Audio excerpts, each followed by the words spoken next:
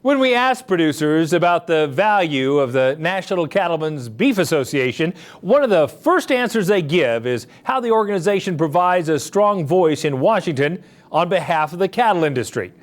Kate Maher caught up with one of NCBA's staff members in Washington to discuss some key issues that could impact the beef industry. And joining us now is Scott Yager, who's our Chief Environmental Counsel for NCBA in Washington, D.C. Scott, thanks for joining us today. Thanks for having me. So everybody hears about it. I'm sure you're getting a lot of work on the issue, climate change. What are you hearing? What are you working on? Well, we're in a divided Congress now in 2019, and that means that the democratically controlled House wants to talk about climate change whenever they can. So for us, it's a situation where we figured we need to be at the table and directing that conversation rather than lurking in the shadows. So if you've noticed, NCBA has been at the forefront of a number of different congressional hearings in the last couple months. Just 2 weeks ago, we had Todd Wilkinson, our Vice President of Policy, testify before the Senate EPW Committee on climate change, and his whole story and conversation was, look, American beef is actually a climate solution. We conduct a lot of great conservation practices in the cattle industry that actually help sequester carbon and actually help take greenhouse gas emissions out of the air. That's a story that we can tell across the board for just about every cattle producer in the country. So it's one that we can win on, and it's one that we're standing up and fighting for our cattle producers. Just a couple months before that, we had Debbie Lyons-Blythe testify before the Senate Ag Committee on the same topic. So I think it's a point of pride for me and for NCBA that we're actually taking the lead in the climate change discussion. We're actually being the tip of the spear in all those conversations on the Hill. Yeah, and it should be a point of pride too for producers in the country to know that they have a voice in these discussions. What has been the reaction of these committees and others that you talk to when we have producers come to DC and talk about the story of beef and how it is a positive climate operation? I think it's very much an educational experience for them. Prior to us stepping up and being part of the conversation, I think they were left in a situation where they hadn't really heard a lot from agriculture. So for us as NCBA to step up and to advocate on behalf of our producers, it's really been filling a void that and a need that hasn't been met before. So I think a lot of the decision makers on Capitol Hill are thankful for that, and it's putting us in a position where we're helping educate them and help them make good decisions. And being part of this conversation for agriculture, kind of in the forefront of the discussions, again, what have you seen and what have you heard from other members of Congress or people that are working on these issues? Have their eyes been opened to what we do? I'd like to say that we've opened all the eyes, but you know that at the end of this process, there are going to be things that we probably don't like. But what's important is that we are at the table trying to guide those discussions as best we can so that we can get to good outcomes. Now, in the situations where we can't get to good outcomes, we're going to oppose those efforts. Things like the Green New Deal, where our executive committee passed the policy earlier this year for us to oppose it. That's something we've been doing on Capitol Hill. But in addition to opposing bad policies, we're also educating the decision makers on the really good things that our producers are doing in this space. Yeah, and that's so critical to make sure that our voice is heard, so thank you. One issue that I know we were at the table on, thanks to you and your staff and your efforts, was the repeal of Whatis. Where do we stand on that? It was a big win for our industry. So on the Whatis front, just this past week, the repeal of the Whatis rule was published in the Federal Register.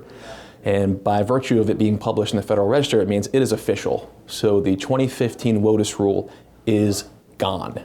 So that's, we can all breathe a sigh of relief. That's been a priority of NCBA to get rid of that really bad Whatis rule. So that is done now, and we can take a victory lap on that. But we know that there's more coming. There are likely lawsuits going to be filed on that repeal, and then it'll go to the court system to decide this issue. And this court has heard the Whatis issue a number of times, including the Supreme Court, 3 different times since 1985 has looked at Whatis. So it's not over yet, but we are on a good path, and we have the repeal finalized. So we're thankful for that.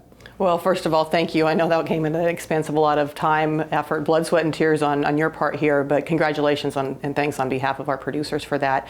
You mentioned lawsuits, and I'm always fascinated to come to DC and learn about some new lawsuit that's coming out that maybe I haven't heard of, but it has a big impact on agriculture and the beef industry in particular. Tell me about one of those that's coming out.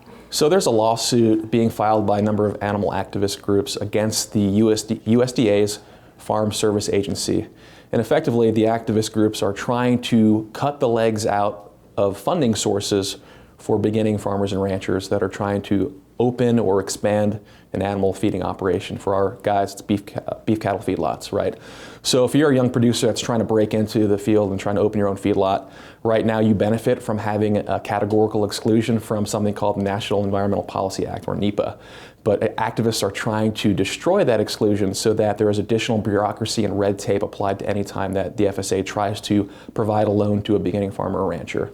That's a problem for us, obviously, because we want more people to get involved in the business. We want families to be able to pass those businesses to their kids. And they're going to have one less way to do that if these activists are successful.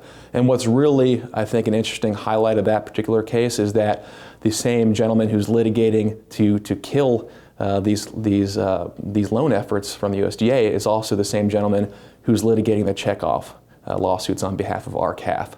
So from our seats here in DC, we can see patterns like that. We can tell, like, this gentleman really is out to get animal agriculture. It doesn't matter what sector you're in, he just wants to get rid of it. And that FSA loan lawsuit is a perfect example of activists, including activists who are litigating this checkoff lawsuit on one end. On the other end, they're trying to cut the legs out from under producers getting access to loans to build their business. Yeah, that's really scary because we don't necessarily need that in today's industry when we're trying to feed a growing population. It's so critical, obviously, that we have seats at the table, and you all provide that here. If people want to know more or want to know how to get involved, what can they do? How can they reach out to you all to find out some of this behind-the-scenes information that is really critical and really important, but really you guys have a pulse on all this stuff that's going on? Absolutely. I mean, the best thing to do is become an NCBA member, obviously. Then once you do that, you have access to all of us, and we're here to advocate for you. One thing that we do that's really important is we have a legislative conference every spring where we bring producers from around the country to come to DC to actually lobby Congress on issues. That is a really unbelievable and an important experience that I would recommend every producer out there, if they have the opportunity, to come and do that. And it's open to anyone who wants to come and register for it and be part of the opportunity. So I would really urge producers out there to take a few days out of their daily life. And I know it's a hard thing to ask for, but the ability to come here to DC and to work with us and to advocate to those senators and those congressmen on the Hill is incredibly important. Yeah, well, we'll do everything we can to get more here for you. Thanks, Scott, for all of your efforts. Really appreciate you being here and being a voice at the table for us. Thank you.